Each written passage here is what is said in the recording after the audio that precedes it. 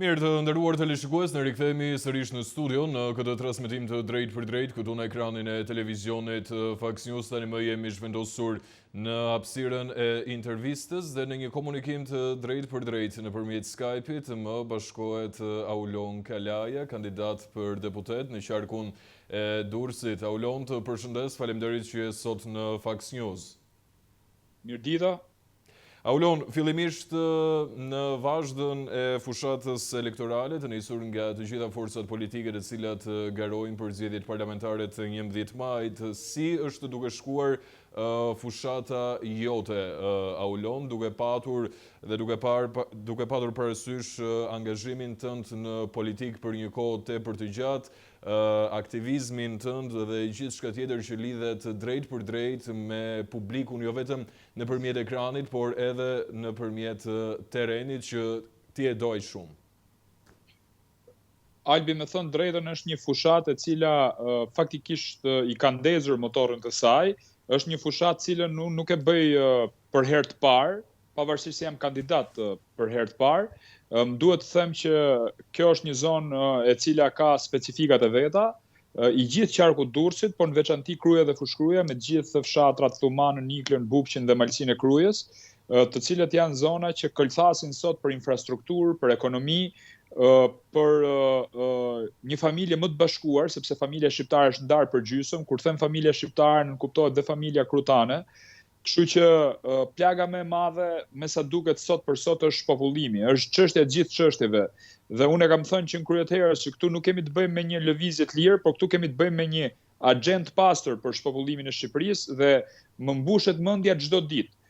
Për shembull, ditën e djeshme ishe në Krujë, në lagjen Berbere, ku vetëm 100 metra nga kalaja e Krujës ishte mbyllur shkolla. Një shkollë e cila kishte mbajtur 120 fëmijë. Përveç kësaj, 3 muajt e fundit ishte mbyllur dhe kopshti. Pra keni parasysh që nuk ka më fëmijë. Në orën 5 pasdite në Krujë nuk ka as gra as pleq. Në Krujë, Albi, të nxihet jeta për të shkuar. E para, ka shumë trafik në Fushkruj, e dyta, nuk ka infrastrukturë, rruga është cop-cop. Pra Kruja historike, Kruja legjendare e Skënderbeut këlqet sot për infrastrukturë dhe për vëmendje, ka humbur gjithë dinjitetin e saj, jo për shkak të njerëzve, se aty jetojnë njerëz të mrekullueshëm, po për shkak të politikave të cilët e kanë lënë Krujën të menjanuar, nuk e kanë prioritet turizmin, nuk e kanë prioritet historinë. Aty ka vepruar herojin kombëtar Gjergj Kastrioti Skënderbeu dhe sot kemi një rrënoj të Krujës, pra thua se jemi në mesjet. Aulon, pjesë për ndërprerjen. Momentalisht kemi të bëjmë me dy situata të kundërta, me dy situata të cilat janë paralele, por janë shumë komplekse. Nga njëra anë kemi kryeministrin e vendit Edi Rama, i cili thekson vazhdimisht në çdo dalje të tij për mediat se Shqipëria do të jetë pjesë e Bashkimit Evropian dhe shqiptarët do të kenë pasaportën e BE-s, dhe nga ana tjetër janë të gjitha këto fenomene që po i përcjell në fillim të kësaj hapësire. Një pyetje shumë e drejtë për drejtë, si mund të bëhemi pjesë e Bashkimit Evropian ndërkohë që kemi dhe përballemi çdo ditë më shumë me të tilla problematika? Pasaporta europiane e Edi Ramës është një mashtrim i madh dhe unë e kuptoj çdo ditë çdo thot pasaporta europiane. Shiko Albi, kemi fshatrat Fushkrujës që janë gati 7-8 kilometra larg aeroportit ndërkombëtar të Rinasit. Dhe janë pa ujë të pishëm, janë pa ujë, njerëzit lahen akoma me bote, pra ju shkon fatura ujit 17.000 lekë afrofe, ndërkohë 12.000 lekë tjera ju duhet që të blejnë botin e ujit që të mbushin depozitat e tyre. Nuk po flasim për ujë të pishëm, se ujë pishëm është mbete. Pra keni parasysh që kosto e tyre është shumë e lartë. Kemi të mbyllur shkolla 12 kilometra nga aeroporti ndërkombëtar i Rinasit. Pra këtu është zemra e Shqipërisë dhe këtu mbyllen shkollat çdo ditë. Imagjinoni çka ka ndodhur në ato që quhen periferitë të Shqipërisë apo zonat thella. Pra, unë po ju flas për një zonë shumë afër Tiranës. Fushkruja konsiderohet për shumë njerëz si një lagje e Tiranës, pjesë integrale e Tiranës, ndërkohë që Varfëria dhe Skamja janë ulur këmbkryq. Janë mbyllur shkollat, janë mbyllur kopshtet, janë mbyllur qendrat shëndetësore. Unë do ju bëj vetëm një llogaritë thjesht. Isha para pak kohësh në Mallkuç, në një nga fshatrat e komunës Bukq, ishte mbyllur dhe shkolla, ishte mbyllur edhe qendra shëndetësore, dhe banorët e asaj zone nuk kishin transport publik. Pra nuk shkon të fugoni atje. Atëherë ç'a do ndodh me këtë individ? Kam bërë një llogari të thjeshtë me veten time. Ky njeri do duhet largohet nga fshati sepse nuk ja del, nuk ka ku të çon fëmijët në shkollë dhe nuk ka shërbim shëndetësor për moshën e tretë dhe nuk ka fugon për të lëvizur. Pra janë tre elementet bazë. Për ujë jo që s'bëhet fjalë, edhe energjinë elektrike kanë cop apo me tension të ulët. I herë ikin, i herë vin dritat. Kështu që këti do duhet të lëviz, të shkojnë në Tiranë, një shtëpi me qeran Tiranë është 300-400 apo 500 euro. Nuk i del. E zem që do shes shtëpinë, ja blen kush shtëpinë këtij në Tarin, Mallkuç apo fshatrat e tjera, do jetë një çmim modest po ta shes shtëpinë, po nga ana tjetër edhe nuk e blen kush. Atëherë të gjitha rrugët të çojnë që ti të largohesh nga Shqipëria. Pra ky njeri që jeton në Mallkuç, në Budull, në Malsinë e Krujës, në Bret, në Cullikam, në Shkret, në Picrag, në fshatra të tjerë, në Barkanesh, në Kursaj, në Bura, në Zez apo në vende tjera, këta njerëz nuk kanë perspektivë dhe e vetmja rrugë që i mbetet tyre, i vetmi shtek është që të largohen nga sytë këmbët drejt vendeve të Europës perëndimore apo akoma më gjatë në vende tjera. Pra keni parasysh që nuk po i lejnë as i shtek njerëzve. Atëherë unë gjykoj që e gjithë kjo nuk është lëvizje e lirë.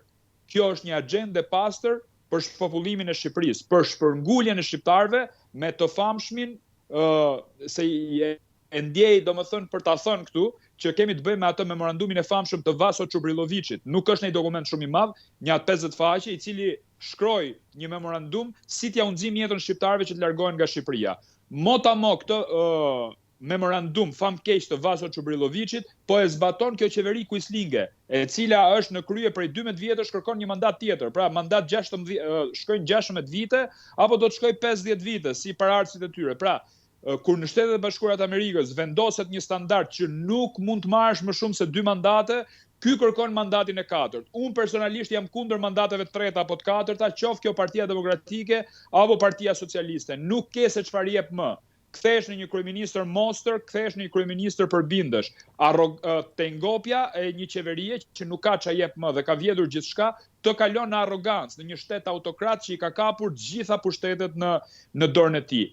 Jam çdo ditë në terren, unë nesër do të nxjerr një video se si një urë rrezikon jetën e banorëve këtu afër qytetit Fushkrujës dhe ata do t'i duhet fëmijët e vegjël të shkojnë në shkollë. Është çmenduri fare. Këta na thonë neve pasaporta europiane. Ore kujt i tregojnë këta pasaportën europiane? Pasaportën europiane i tregon për të përzënë shqiptarët nga Shqipëria. Këtë mendoj unë, jo për ta futur Shqipërinë në Bashkimin Evropian, sepse këta kanë një plan, miku im, që të largojnë shqiptarët dhe këtu vendin të ripopullojnë me njerëz të botës tretë, siç është edhe marrëveshja Rama Meloni në Gjadër, për në portin e Shëngjinit. Njerëzit më problematik të botës do të vinë dhe të strehohen këtu. Një marrëveshje e cila duket sikur po riformulohet dhe në vendin tonë do të sillen njerëz të cilët kanë patur një background tepër të keq kriminal, banditesk dhe gjithçka tjetër. Po përpilohet edhe herë ke shumë drejt, por ridimensionohet marrëveshja, po është në dëm të Shqipërisë, kjo që po ridimensionohet Albi, se çka ka ndodhur. Një herë na u tha që do rrin 28 ditë në Shqipëri. Tani po na thon nga 18 deri në 24 muaj, pra do rrin 2 vjet. Unë mendoj që do rrin dhe më shumë dhe do mbeten në Shqipëri ata, se ata janë njerëz pa pasaport, pa dashur fare të jem racist dhe pa pasur asnjë lloj paragjykimi. Unë gjykoj që ne nuk jemi të gatshëm për ta pranuar këtë operacion. Nuk kemi kapacitete neve për të mbajtur emigrant pajlishëm të Italisë, sepse do ju jap një shembull. Emigrantët e pajlishëm të Gjermanisë është duke u përfolur edhe për një marrëveshje tjetër që lidhet me emigrantët nga Anglia. Nuk e di sa ke mundur që ta shohësh këtë lajm. Po, është e vërtetë Albi. Këtë doja të thoja pra. Pra, në Gjermani një natë u hap kampi i refugjatëve dhe ndodhen 49 përdhunime. Një përdhunim ndërtoi ishte një police grua. Imagjino ç'a mund ndodh në Shqipëri ku hy derë e dosa, ne e dim se në ç'a gjendje kemi policinë tonë. Për sa i përket asaj që thoni ju, është e vërtetë që mua nuk më shqetëson më shumë marrëveshja Rama Meloni, saq më shqetëson precedenti që vendoset nga kjo marrëveshje, sepse kemi parasysh që kosto për një emigrant palishëm Britanisë Madhe i del më lirë për ta sjellë në Shqipëri se sa në Ruanda, siç e kishte planin e saj. Kryeministri bavarez nga ana tjetër, kur u njoh me marrëveshjen Rama Meloni, dhe tha që edhe unë jam interesuar për të sjellë emigrantët e palishëm të Myniu drejt Shqipërisë. Pra, miku im, ne duhet ndaj mendjen. kemi prioritet turizmin, apo do ta kthejmë Shqipërinë në një kamp masiv refugjatësh dhe të vim te ai koncepti kryeministrit i cili thotë të përzejmë shqiptarët nga Shqipëria, ta shpopullojmë Shqipërinë dhe ta ripopullojmë me njerëz që do vinë nga bota e tretë, të cilët do tundin ato degët e palmave për një 3.000 njerëz që kanë lek në Shqipëri. Kjo është ardhmja e Shqipërisë dhe projeksioni i pasaportës europiane të Edi Ramës. Prandaj unë nuk jam për ripopullimin e Shqipërisë, unë jam për riatvesimin e shqiptarëve, unë jam për bashkimin e familjes shqiptare, të kthehen shqiptarët nga jashtë brenda, po këto nuk janë fjalë boshe. Unë jam një nga autorët e programit Partisë Demokratike se si do t'i riatvesojmë shqiptarët dhe me program konkret si modeli hungarez, polak, grek, me ngritjen e një ministrie që do quhet Ministria e Familjes, që do të jetë një ministri kujdestare për implementimin e politikave të shqiptarëve që do kthehen nga jashtë brenda. E kemi bërë këtë ushtrim në 2011, ku erdhën emigrant nga Italia dhe nga Greqia dhe u bashku familja shqiptare, filloi të prosperoj edhe si pasojë e krizës që ndodhi në Itali dhe në Greqi. Por Shqipëria është një tokë bekat.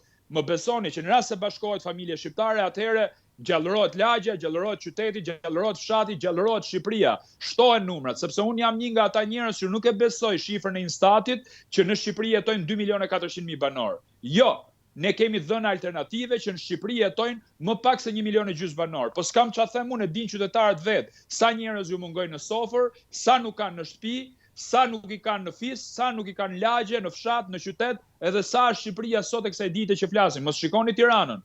Dilni 8 kilometra, 9 kilometra nga Tirana, ju dha shembuj konkret se si fshatrat caktuara është përngulur e gjithë malësia Krujës. Nuk ka njerëz në malësinë e Krujës. E dini që janë shpopulluar gjithë fshatrat, ose kanë zbritur në Krujë, ose kanë shkuar në Kamës. Pra, kjo është situata.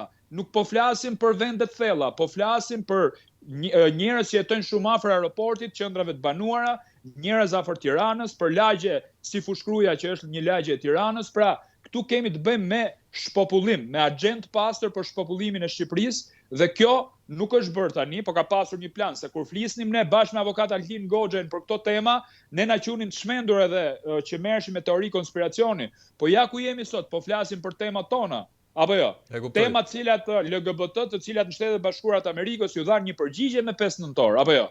Dhe u kthyen drejt konservatorizmit. Kështu që ne gjykojmë që shqiptarët janë konservator, një pjesë e tyre e din këtë gjë, një pjesë tjetër hajde t'i themi dhe të flasim, e duan të gjithë familje, dhe unë gjykoj që është imperativ i kohës që t'i thrasim këta njerëz në konservatorizëm dhe ta kthejmë Shqipërinë andej ga duhet.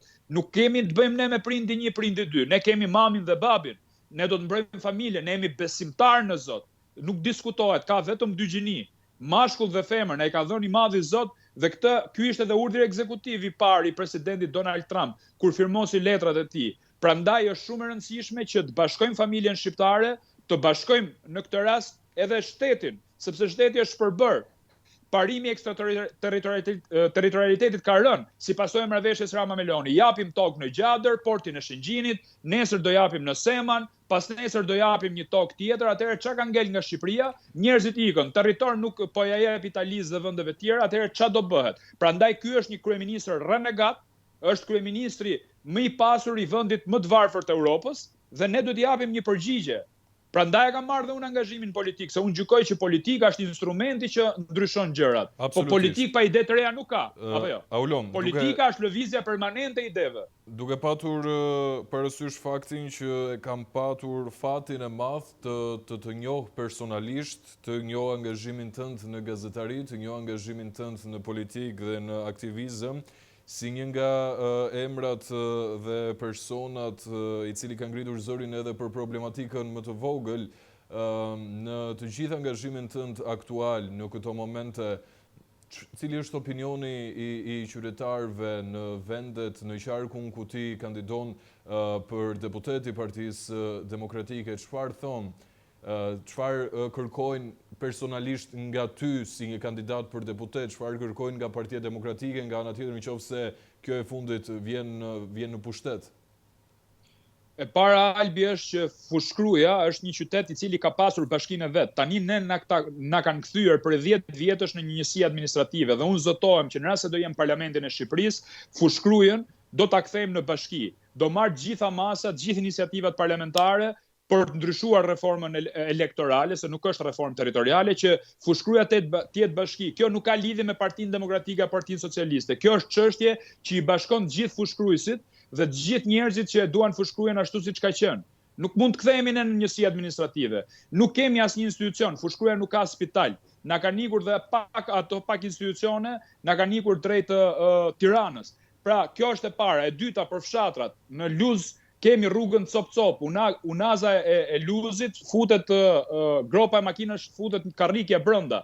Nuk ka një urë për të lidhur banorët e Luzit sipër me Luzin poshtë. Nga ana tjetër në Larushk nuk ka kanale kullimi. Kemi mungesë në ujë të pishëm, nuk është shtruar rruga, në Bilaj është shkatruar rruga, në Mallkuç janë mbyllur shkollat, s'ka qendër shëndetësore, në Budull s'ka rrugë dhe ujë. Në fshatra tjerë duhet i përmend gjitha, është zonë shumë e gjerë. Në Malsinë e Krujës, telegrafikisht mund t'ju them që nga 6-7 shkolla që ka pasur më parë, ka vetëm një shkollë në Noj dhe janë mbledhur gjithë aty ose prindrit detyrohen që t'i çojnë fëmijët në Krujë, po kjo ka një kosto. Paratë e udhëtimit i paguajnë vetë prindrit, nuk ka njerëz në këto vende. Në Krujë s'ka rrugë, në Krujë s'ka njerëz, në Krujë janë mbyllur shkollat, në Krujë nuk shpërndahen apartamentet të tërmetit Albi. Është një denoncim që e kam bërë ditën e sotme në rrjetet sociale.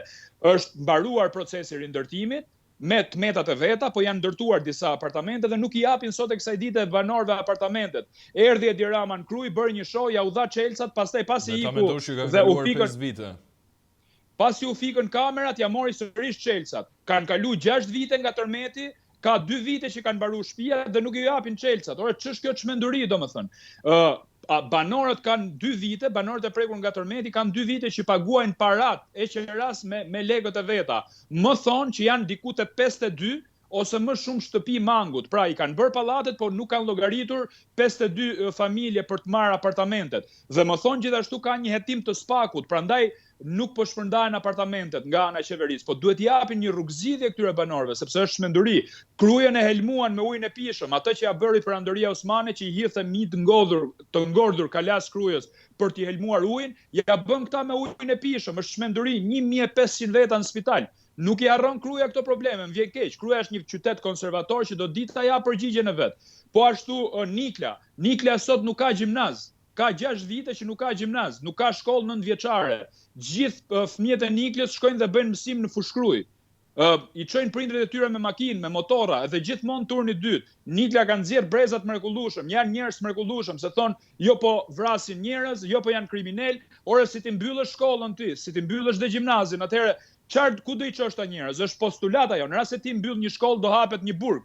Po Nikla është një nga zonat më të mrekullueshme që i paguan taksa shtetit shqiptar, ka mobilerit më të mira, ka punëtorët më duarart të mobilerive. Më gjeni mua një rrugë tjetër ju si Nikla në gjithë territorin e Republikës Shqipërisë që ka kaq shumë mobileri, që mobileritë e tyre eksportohen drejt Malizzi, Kroacisë, Polonisë apo vendeve të tjera të Bashkimit Evropian.